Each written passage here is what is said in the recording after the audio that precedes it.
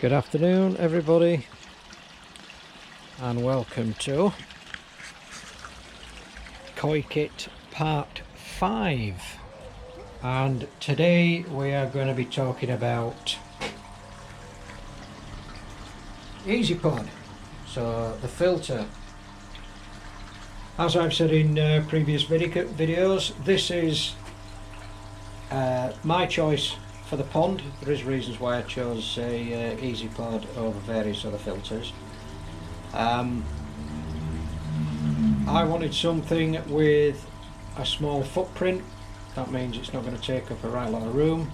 I also wanted two Eazy Pods to twin them together.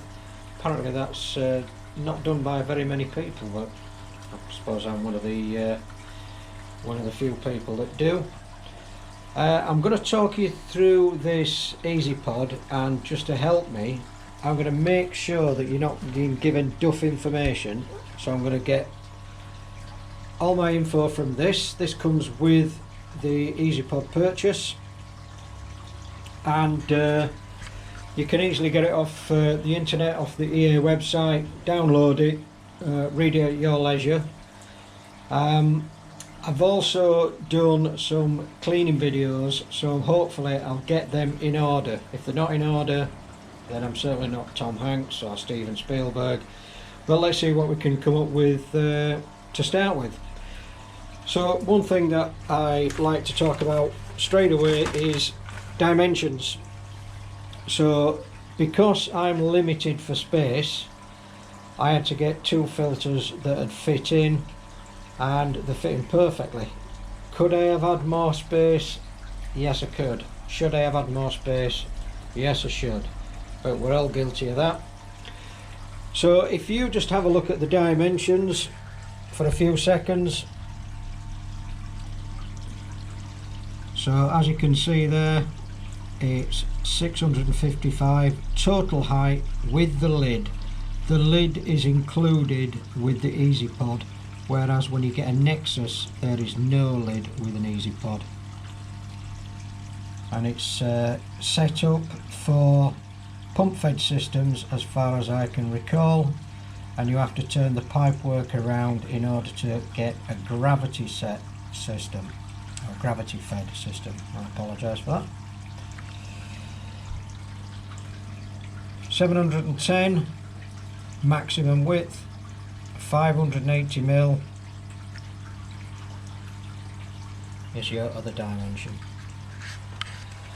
My advice to you before we even carry on with this video is have more space than I had. So you've got future developments covered, whereas I really haven't. In order for me to do future developments, I've got to basically raise the Eazy Pods out of the ground, raise the walls, and that's going to start costing money. So here we go. Eazy Pod, preformed lid. That's the interior. Very, very lightweight, a small footprint, a 3 or 4 inch inlet for gravity fed. You don't get the slide valve, the 4-inch slide valve. That's something you have to provide yourself. This slide valve, one of the worst things about it, very, very cheap. Not a big slide valve fan. I do prefer those style, much more robust. But this, no, horrible. So we've done the dimensions, we've just done the exterior. Cost, I reckon on eBay you can get one of these for $250, and there's nothing can go wrong with them. $250, that's absolutely fine. To buy them direct from the shops, you could be looking upwards to $650, $695. Is it competitive? I suppose in a way it is competitive. There are many different variants of an Eazy Pod. Eazy Pod Air, Eazy Pod UV. You just have to go on the EA website and have a good look around, but there is an awful lot of versions of this. What do you need to make it work? You need an air supply. So this comes with the Eazy Pod Air. This is a 70 EA70 pump, and you must have an air supply only for the cleaning. This is the air intake valve, and down at the bottom of the Eazy Pod is a air ring which agitates the Micro K1 in its cleaning cycle. How much Micro K1 do you get? 18 litres. What else do you need? Not much really. You need some water to put in it. What can you do with these? There's an awful lot of people out there that like to modify things. Yep, I'm one of them. What I did is provide a top-up system, which is there. So I had to bore a hole in the top. Just be careful where you bore a hole, because it could clash with something on the inside. I was fortunate, I didn't need to do that. What else can you do? You can add extra Micro K1. I haven't. I generally follow, to some degree, manufacturers' recommendations.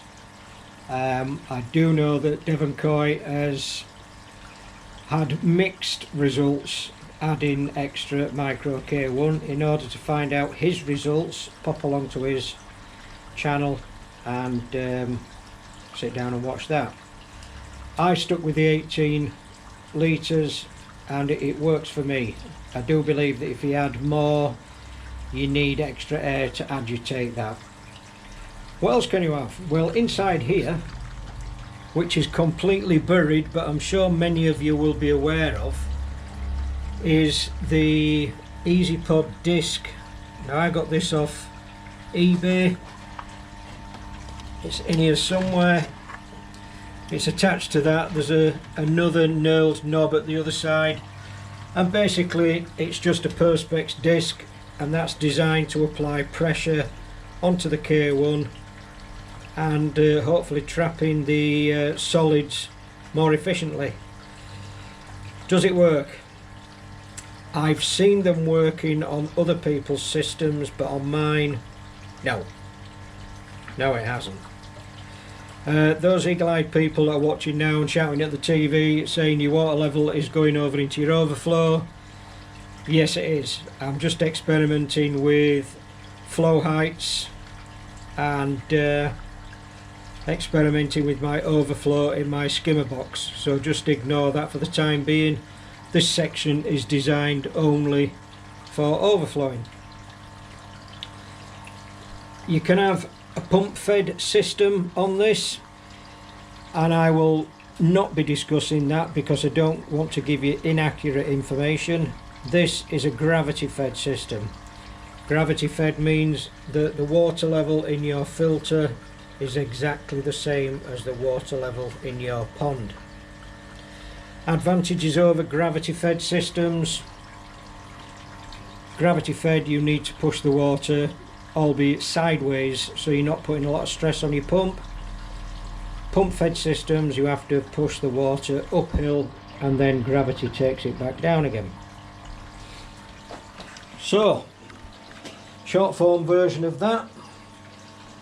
How much will an Eazy Pod cater for pond volume? Well, in the case of koi ponds, 10,000 litres. In the case of goldfish and ornamental ponds, 20,000 litres. I have got just short of 7,000 litres, and it's a koi pond, so I've actually catered for a koi pond of 20,000 litres. Would I have had a different filter if I had the choice? Possibly. Does this Eazy Pod work? Absolutely. My water clarity albeit before the algae, was absolutely perfect. So why would I want to change to a different filter? Yes, I do, but no, I'm not going to, because this works a treat. How much feed can you put in per Eazy Pod? 100 to 120 grams. So because I've got 2 Eazy Pods, that's just doubled up. Do I feed that? No. My koi are only small, but somebody who has a larger pond and larger fish, this may not be the filter for you. Recommended air pump is a EA70. Maximum flow rate. Always a big discussion, maximum flow rate. I think what people tend to forget is when you come to a flow rate and you see maximum 10,000, it's got to go through a 10,000. No. As you've probably heard from myself in an earlier video, and definitely from Devon Koi, is you've got to find that sweet spot. The spot where you push through water through a filter, return it to your pond, or put it through a shower, return it to your pond. You try and do the turnover of total water volume between 1 and 2 hours. I try to get mine about 90 minutes, so an hour and a half. Does it work? Yes, it does for me. Do I run my pump at 10,000 litres? No. I run mine about 8,000 litres. And it works perfectly. Cleaning. Not a big fan of cleaning, who is? But it is therapeutic. So I generally clean in summer twice a week, and with the algae 3 times a week. I'm currently due to put some Resolve in tomorrow, and that will be my 10-day. As soon as I start to get algae breaking off the pond walls, I have to increase my filtration cleaning, because it just gets everywhere and it's horrible stuff.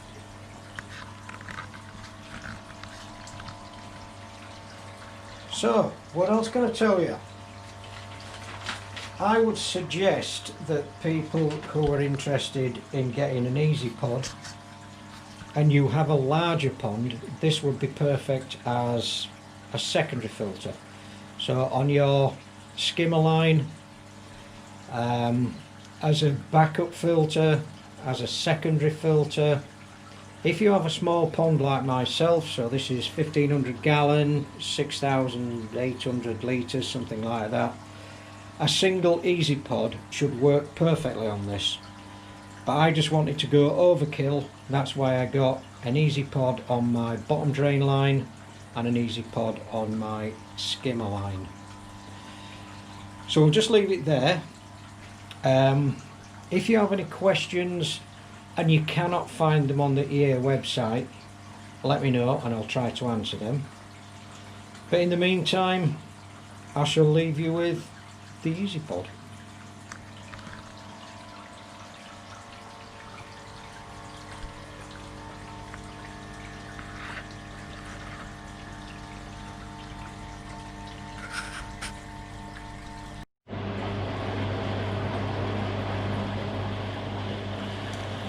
So as you can see, the centre pipe is in position.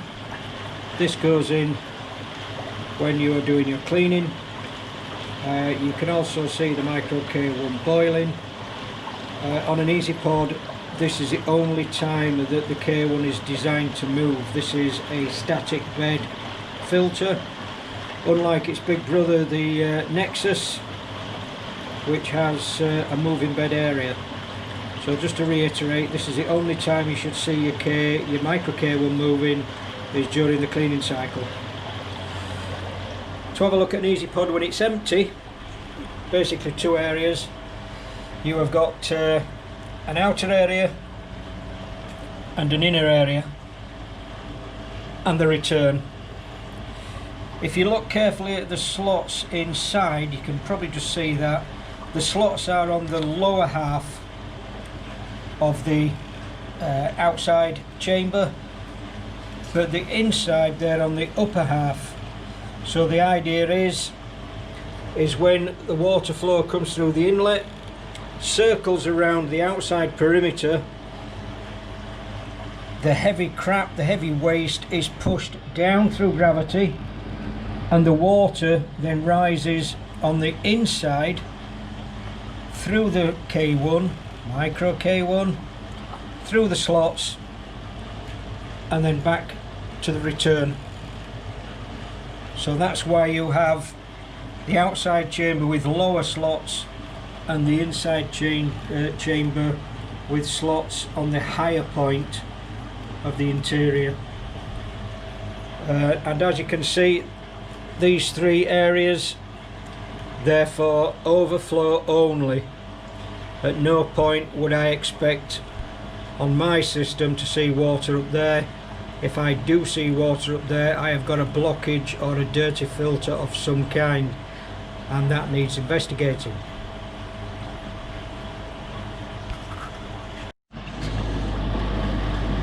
So this is now ready to dump after its cleaning cycle.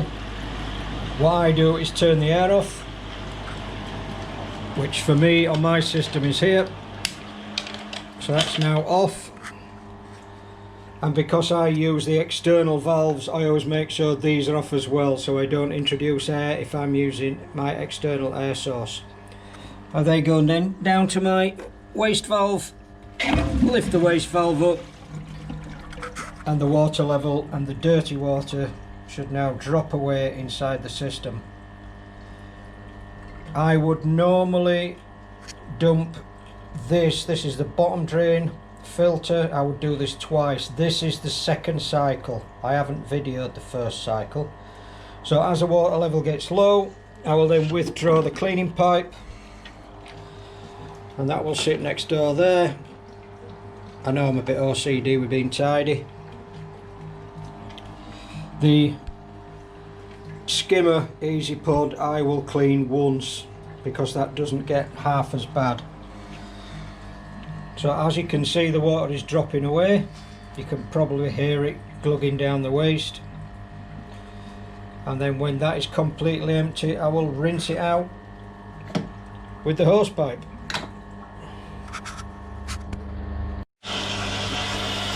So I've just got my hose pipe inside there. As you can see that, and I'm starting to push the dirt around the outside, and I'm making sure that it goes towards the waste. Every so often I might get some little bits of stone in there, some bits and pieces. I'll just get my little brush in and take them out, but as I'm doing everything one-handed, I probably won't bother on this occasion. That doesn't look too bad, so I shall turn the hose pipe off. I will close the waste valve, and I will open the main valve. The water is then reintroduced.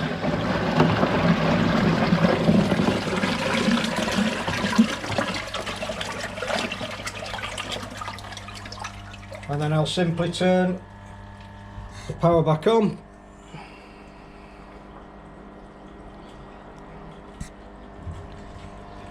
And you'll hear that bubbling away. The water level will settle, and as seen in previous videos, a proportion of my return water goes through my shower, and the rest of it goes through this valve, and you can see it's partially cracked. That's basically just to keep that pipe clean. I don't want any sediment or bugs staying in there, so I've just left it cracked open, so the majority goes through my shower. Anyway, that's part of the cleaning cycle. Always nice when that's over.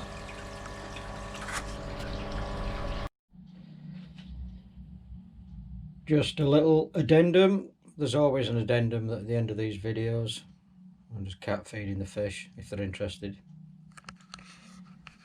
So any eagle-eyed people that notice that I've run my two pumps at 8,000 and 3,000, so 80%, 30%, I think the minimum it'll go is 30%, and clearly that doesn't come to 7,000 litres or a derivative of for an hour and a half or 2 hour turnover. That's because of the head pressure, so I have to run my pumps at faster than what I'd prefer to overcome the head pressure. So one of the pumps has to push the water almost 5 meters, albeit at a diagonal. So that's why I have to run my pumps faster in order to overcome the head. So both of them have to overcome head pressure. That's why I run at 8,000 and 3,000 respectively. Second part is some people have been asking what on earth this is supposed to mean. Well, this was done by a colleague of mine at the ambulance station, and this is a kind of painting that she likes, and she just says, give me 5 things that you like about life. So this is a suitcase and a palm tree because I like travel, and then you've got the boat as well. The girl's hair is water because obviously I'm a big water fan. The face is sunshine, so I like travel, I like water, I like sunshine. I think you can sort of figure out what else I might like.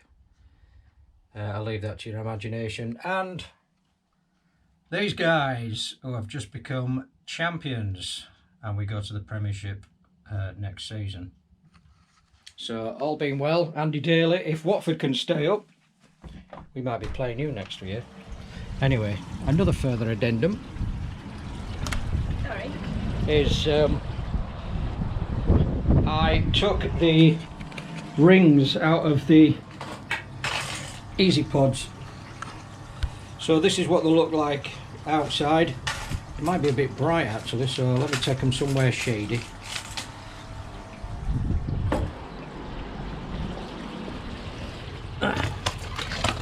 So there we go. These rings I bought sometime from eBay. The design is to raise and lower within the Eazy Pod. These little paddles either side are, when it comes to cleaning, you actually lift this to its highest point and lock these off around the overflow chutes, overflow channels. As I said earlier on in this video, it's a cracking design, but it just hasn't worked for me. So these are now pretty much redundant. So there you go. I think that just about wraps up the video. If you can hear me over the noise, the Americans have got their F-18s flying around. So thank you again for your support. Thank you for the new subscribers and the old subscribers. Let's keep pushing towards that 1,000. I think I've got about 119 to go. So instead of just watching the video and passing it by, give me a thumbs up, give me a like, and press that notification bell. In the meantime, stay safe, look after your family, and have a nice day.